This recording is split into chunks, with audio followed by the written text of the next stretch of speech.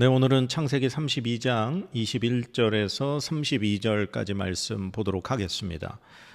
제가 먼저 말씀 봉독합니다. 그 예물은 그에 앞서 보내고 그는 무리 가운데서 밤을 지내다가 밤에 일어나 두 아내와 두 여종과 11아들을 인도하여 야복나루를 건널세 그들을 인도하여 시내를 건너가게 하며 그의 소유도 건너가게 하고 야곱은 홀로 남았더니 어떤 사람이 날이 새도록 야곱과 씨름하다가 자기가 야곱을 이기지 못함을 보고 그가 야곱의 허벅지 관절을 치매 야곱의 허벅지 관절이 그 사람과 씨름할 때에 어긋났더라. 그가 이르되 날이 새려 하니 나로 가게 하라. 야곱이 이르되 당신이 내게 축복하지 아니하면 가게 하지 아니하겠나이다.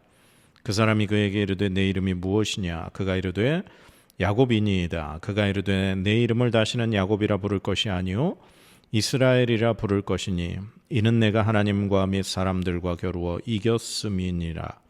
야곱이 청하여 이르되 당신의 이름을 알려주소서. 그 사람이 이르되 어찌하여 내 이름을 묻느냐 하고 거기서 야곱에게 축복한지라. 그러므로 야곱이 그곳 이름을 브니엘이라 하였으니 그가 이르기를 내가 하나님과 대면하여 보았으나 내 생명이 보존되었다 함이더라. 그가 브니엘을 지날 때에 해가 돋았고 그의 허벅다리로 말미암아 절었더라. 그 사람이 야곱의 허벅지 관절에 있는 둔부의 힘줄을 쳤으므로 이스라엘 사람들이 지금까지 허벅지 관절에 있는 둔부의 힘줄을 먹지 아니하더라. 아멘. 네, 여기까지가 오늘 말씀이고요. 한번 말씀 정리 한번 해볼까요? 밤에 야곱이 자신의 가족들 그리고 모든 소유를 이제 야복나루에서 강 건너 먼저 보냅니다. 야곱은 혼자 남게 되죠. 그런데 갑자기 그곳에서 어떤 사람과 씨름하는 모습으로 성경이 나옵니다.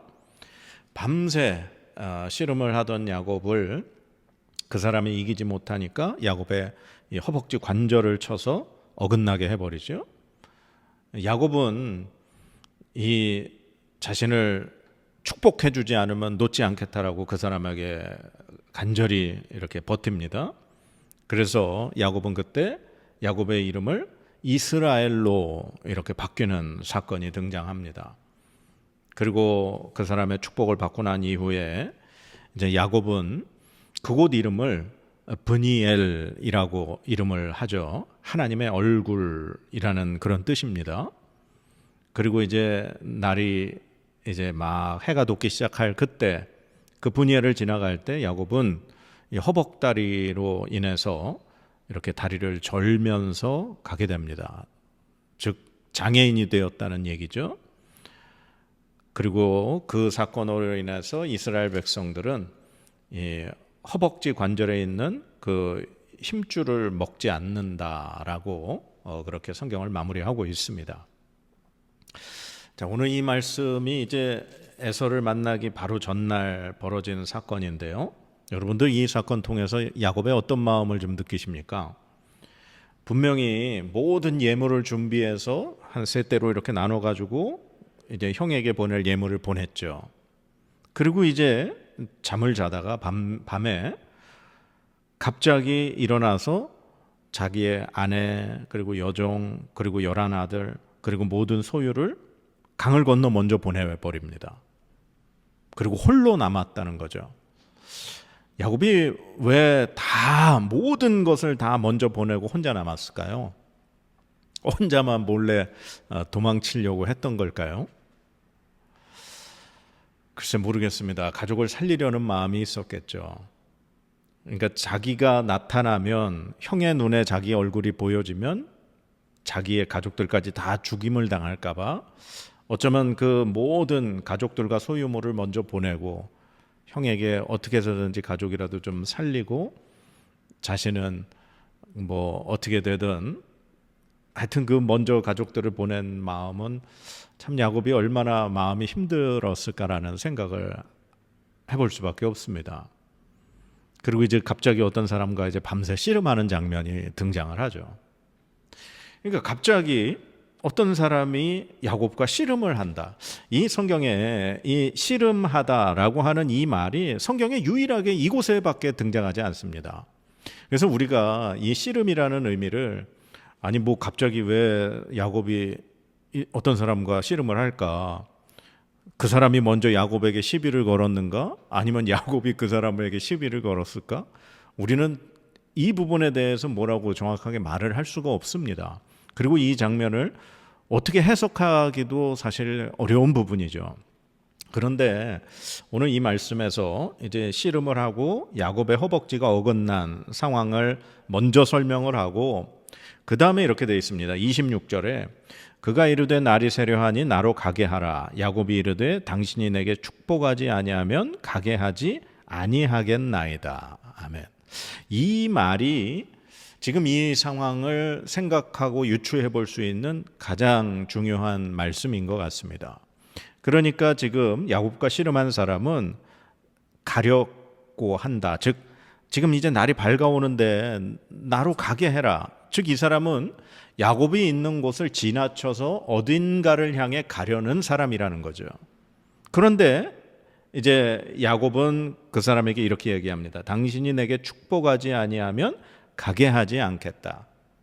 그러니까 야곱은 이 사람이 자신이 지금 혼자 지금 남아있는 상황에 자기가 있는 곳을 지나가는 이 사람이 분명히 자기를 축복할 수 있는 힘과 능력이 있는 사람이라는 걸 알아챘다는 거죠.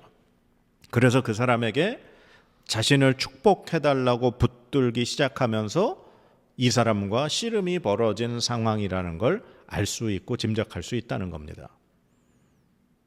그리고 이제 그 사람이 야곱의 이름을 이스라엘로 바꾸어주고 그리고 야곱을 축복하고 이제 떠나게 되죠. 그리고 나서 야곱이 한 이야기가 내가 하나님과 대면하여 보았으나 내 생명이 온전하다. 즉 자신과 씨름했던 그분 그리고 자신에게 이름을 바꿔주고 축복해 주신 그분이 하나님이라는 사실을 알게 됐다는 거죠. 그래서 우리가 이 장면을 야곱이 하나님과 씨름한 장면이다라고 이야기를 합니다. 그리고 또 하나의 해석은 이제 야곱이 하나님의 천사와 씨름했다라는 이야기인데 그 이유는 구약 성경 이제 마지막 그 소선지서들 중에 호세아 선지서가 있습니다. 호세아 12장에 하나님의 천사와 밤새 씨름한 야곱에 대한 설명이 그 호세아서에 기록이 되어 있습니다. 그러니까 호세아 선지자는 이 장면을 천사와 씨름한 야곱으로 그렇게 해석을 하는 거죠. 그러면 이제 문제는 야곱이 그 사람이 하나님이신지 아니면 하나님의 천사인지를 어떻게 알았을까요? 근데 저는 이곳에서 하나님의 천사라기보다는 하나님이 사람의 모습으로 나타나신 상황으로 이해하는 것이 더 좀 맞지 않을까라는 생각을 합니다. 왜냐하면 야곱의 이름을 이스라엘로 바꿔주시죠. 내 이름이 무엇이냐 그랬더니 전 야곱입니다. 그랬더니 널 다시는 야곱이라 부르지 말고 이스라엘이라 부를 것이다. 사람의 이름을 바꿔주시는 상황이 야곱 이전에 한 번 더 있었죠. 네, 아브라함입니다. 아브람의 이름을 아브라함으로 바꿔주신 분이 하나님이시죠. 그리고 아브라함이 이렇게 장막 앞에 앉아 있을 때, 그늘에 앉아 있을 때 그 앞에 3명의 나그네가 등장한 것을 보고 아브라함이 무릎 꿇고 가서 자신의 집에 오셔서 쉬고 가시라고 했던 사건 기억하실 겁니다. 그렇게 해서 모든 것을 다 음식을 차려서 대접하고 그리고 이제 두 사람은 소돔과 고모라를 향해 떠나고 하나님과 이 아브라함이 대화하는 장면 기억하시죠? 바로 아브라함이 자신 앞에 나타나셔서 소돔 땅을 향해 가는 하나님과 두 천사의 모습을 발견하고 깨닫고 이렇게 대접하고 했던 그 상황. 즉 오늘 야곱이 홀로 이렇게 죽음의 문제, 형이 정말 자신을 죽일 거라고 하는 그 어려운 고통 속의 문제에 혼자 있을 때 야곱의 곁을 지나가시는 이 하나님 발견하고 그 하나님에게 밤새도록 나를 축복해 주지 않으시면, 즉 내 문제를 해결해 주시지 않으면 나를 떠날 수 없습니다라고 간절히 붙드는 이 모습을 보게 되는 거죠. 그래서 저는 이 야곱과 씨름한 이 사람을 저는 하나님으로 그렇게 보는 것이 맞지 않겠나 생각을 해봅니다. 그래서 이것을 실제적인 이런 씨름하는 어떤 사건으로 해석하는 것도 있지만 또 어떤 분들은 그래서 이것을 하나님께 밤새도록 이렇게 붙들고 간절하게 기도한 야곱의 모습으로 이렇게 영적인 해석을 하기도 한다라는 걸 우리는 좀 알아야 할 것 같습니다. 어쨌거나 이 하나님께서 야곱의 이름을 바꿔주시고 야곱을 축복해 주시고, 그러나 야곱은 이 씨름으로 인해서 허벅지 관절이 어긋나서 다리를 절게 되는, 그러니까 이제 야곱은 평생 장애인으로 살아가야만 하게 되는 그러한 상황이 만들어진 거죠. 뭐 그때 당시에 지금으로부터 4,000년 전 이상의 그 시기에 의술이 발달된 것도 아니고 허벅지 관절이 어긋났으니 야곱은 평생을 절뚝거리며 살아갈 수밖에 없는 장애인이 되었다는 상황입니다. 자, 그러면 지금 야곱이 이렇게 밤새 하나님을 붙들고 씨름하며 자신을 축복해달라고 했던 그 원인이 뭐였죠? 형 에서가 지금 400명을 이끌고 자신을 맞으러 온다, 즉 자신을 죽이기 위해서 온다라는 사실이었죠. 그것 때문에 지금 야곱은 밤에 가족들과 함께 있다가 형한테 예물을 보낸 상황인데도 불안하고 두려워서 가족들과 모든 소유를 먼저 강 건너 떠나보내고 자신만 혼자 남아 있었던 상황인 거죠.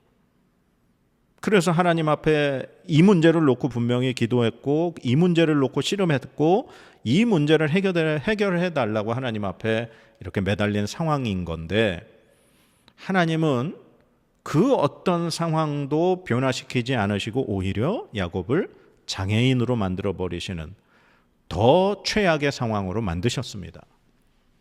그러면 이것이 우리가 생각했던 야곱의 응답의 방법인 건가요?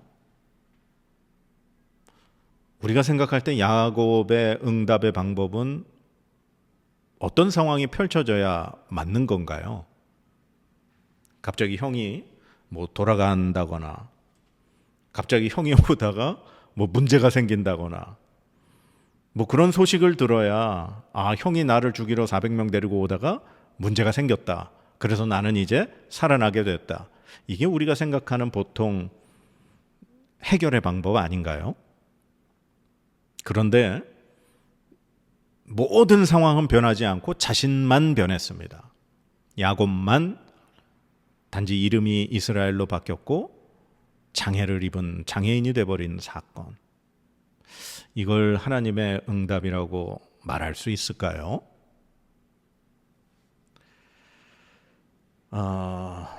야곱은 지금 너무 죽고 싶은 심정이었겠죠? 그 어떤 해결 방법도 보이지 않았습니다.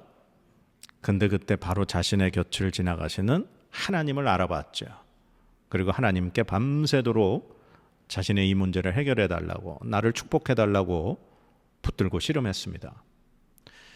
그런데 하나님이 야곱 이기셨나요? 못 이기셨어요. 야곱이 워낙 힘이 셌기 때문에 야곱을 이기지 못해서 결국 그의 허벅지를 내려쳐서 허벅지 관절이 어긋나게 만드는 방법밖에 없었습니다. 만약에 야곱이 그냥 에서를 만났으면 어떻게 됐을 것 같으세요? 우리가 간과하고 있는 부분이 있는데, 이건 모르겠습니다. 저만 가지고 있는 생각인지는 모르겠습니다.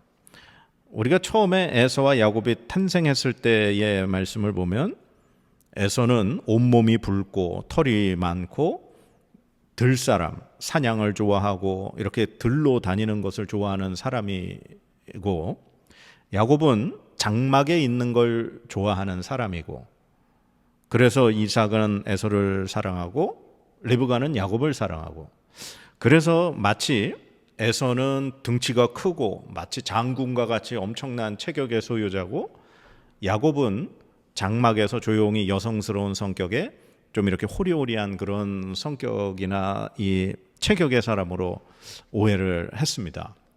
그러나 에서와 야곱은 쌍둥이죠. 에서와 야곱은 체격이 비슷하고 힘도 비슷한 사람입니다. 그걸 어떻게 알 수 있냐면 이제 이삭의 축복을 뺐을 때 야곱이 누구의 옷을 입었습니까? 에서의 옷을 입었습니다. 에서의 옷을 입고 이 털이 없는 이 팔 부분은 짐승의 털을 붙여서 그렇게 갔죠. 에서의 옷이 야곱에게 맞는다는 것은 에서와 야곱은 비슷한 체격의 사람이라는 거죠. 그리고 두 번째, 야곱이 이제 삼촌 라반의 집을 찾아갈 때 우물에서 라헬을 만납니다. 그런데 그 우물에 도착했을 때 이미 목자들이 모여서 있었고, 왜 얼른 돌을 치우고 그 우물에 물을 먹이고 가서 짐승들을 더 풀뜯기지 왜 안 하냐 그랬을 때 그 목자들이 이렇게 얘기합니다. 모든 목자들이 다 모여야 우리가 함께 그 돌을 치우고 그리고 이 양이나 염소들에게 물을 먹이고 다시 그 돌을 그 입구를 막는 데 쓴다 그랬죠. 근데 그때 이제 라헬이 이 양떼들을 몰고 오니까 야곱이 혼자 그 돌을 치우고 라헬의 양떼에게 물 먹이는 그 말씀이 있었습니다. 야곱은 엄청 힘이 센 사람이라는 거죠. 그러니 자신과 비슷한 체격의 동생인 야곱, 그런데 그 동생 야곱이 20년 동안 삼촌 집에 가 있다가 오면서 지금 그 야곱이 보낸 그 사자들을 통해 들은 이야기가 엄청난 거부가 되었다는 얘기죠. 야곱이 형의 마음을 풀기 위해서 보냈던 그 예물의 숫자들을 우리가 봤습니다. 어마어마했어요. 뭐 양이 200마리, 뭐 20마리, 순염소가 뭐 20, 암양, 뭐 어마어마한 숫자의 예물을 보냈는데 그것은 일부라는 거죠. 그러니 이 야곱이 엄청난 부자가 되었고 4명의 부인을 통해 11명의 아들을 데리고 있고 또 종과 이 노예들 모든 것들이 풍부한 이 야곱의 모습을 보게 된다면 이 에서는 가만두지 않았을 겁니다. 그리고 우리가 알고 있듯이 이 에서는 아직 그의 마음의 분노가 풀리지 않았습니다. 분명히 형의 분노가 풀리면 엄마 리브가가 사람을 보내서 이 야곱을 데려오기로 했던 거죠. 그러나 어머니로부터 형의 마음의 분노가 풀렸다는 소식은 들리지 않은 상태에서 야곱이 온 겁니다. 그러니 이 에서의 분노는 아직 그대로라는 거죠. 그래서 하나님은 하나님의 방법을 사용하신 것입니다. 야곱을 장애인으로 만들어서 다리를 절게 하시고 밤새 씨름하면서 그의 몰골이, 그의 지금 모든 것이 엉망으로 그렇게 보여지게 된 상황에서 에서를 만났을 때 하나님은 에서의 마음이 풀릴 것을 아시고 에서가 그를 긍휼히 불쌍하게 여길 것을 아시고 야곱을 이런 상황으로 만드셨다는 것이죠. 야곱이 다리를 절고 장애를 입게 된 것, 야곱이 생각했던, 우리가 생각했던 방법과 정반대의 방법에 이 상황에 처하게 된 것은 바로 하나님이 야곱의 기도에 응답하신 방법이라는 겁니다. 우리는 반드시 모든 기도가 우리가 생각한 대로 나와 대척점에 있는, 즉 나의 원수의 편에 서 있는 사람이 잘못되고 그가 꼬꾸라지고 그가 모든 것이 망하고 안 돼야 우리는 그것이 기도의 응답이라고 생각을 합니다. 그러나 하나님의 응답은 때로는 내가 더 망가지고 더 바닥으로 떨어지는 그것이 하나님의 응답일 수도 있다는 사실입니다.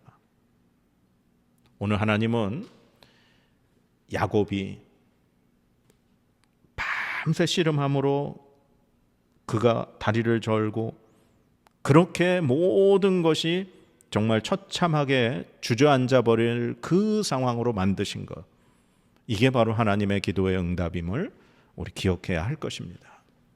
하나님은 우리가 생각하고 우리가 상상하는 방법이 아닌 하나님의 방법으로 우리에게 응답하시는 줄 믿습니다. 하나님을 우리의 어떤 생각, 우리의 가치관, 우리의 기준으로 끌어내려서 그것에 맞게만 응답하셔야 하나님의 응답이라고 착각해서는 안 됩니다. 하나님은 하나님의 주권적으로 하나님께서 하실 방법으로 우리에게 가장 최고의 것으로 응답하시는 분이 하나님이십니다. 오늘 야곱을 이렇게 다리를 절게 만드신 하나님, 그게 하나님이 야곱에게 베푸시는 최고의 방법으로 응답하신 줄 믿습니다. 사랑하는 여러분, 때로는 여러분의 기도에 반대로 응답하시는 것이 하나님의 응답일 수 있습니다. 하나님 앞에 내 생각을 내려놓고 정말 하나님의 도우심을 구한다면 하나님이 내 상황을 더 나락으로 떨어지게 만드셔도 그것이 바로 하나님의 응답임을 우리는 의심하지 말아야 합니다. 하나님의 그 신실하심을 신뢰하고 믿음으로 인내하며 나아갈 때 하나님 내 기도에 진짜로 응답하셨구나라는 것을 우리는 나중에 반드시 깨닫게 될 줄 믿습니다. 그래서 하나님을 신뢰하고 하나님을 신실하게 의지할 수 있는 저와 여러분의 믿음 되기를 간절히 축복합니다. 기도하겠습니다. 하나님, 야곱을 더 고통스럽게 만드신 하나님, 그러나 그것이 야곱을 위한 최선의 방법임을 오늘 깨닫게 하시니 감사합니다. 하나님, 우리가 늘 기도하면서 나는 잘 되고 상대방은 망가지고 패배하고 실패하게 되는 것이 하나님의 응답이라고 착각했던 우리를 용서하여 주시옵소서. 내가 더 낮아지고 내가 더 부서지는 것이 하나님의 응답일 수 있음을 우리 깨닫게 하여 주시옵소서. 하나님은 우리의 기도에 가장 좋은 방법으로 응답하시는 하나님이심을 믿고 그 믿음 변치 않도록 우리에게 믿음을 더하여 주시옵소서. 우리에게 가장 좋은 것으로 응답하시는 하나님 영광 받아 주시옵소서. 감사드리며 예수님의 이름으로 기도드립니다. 아멘.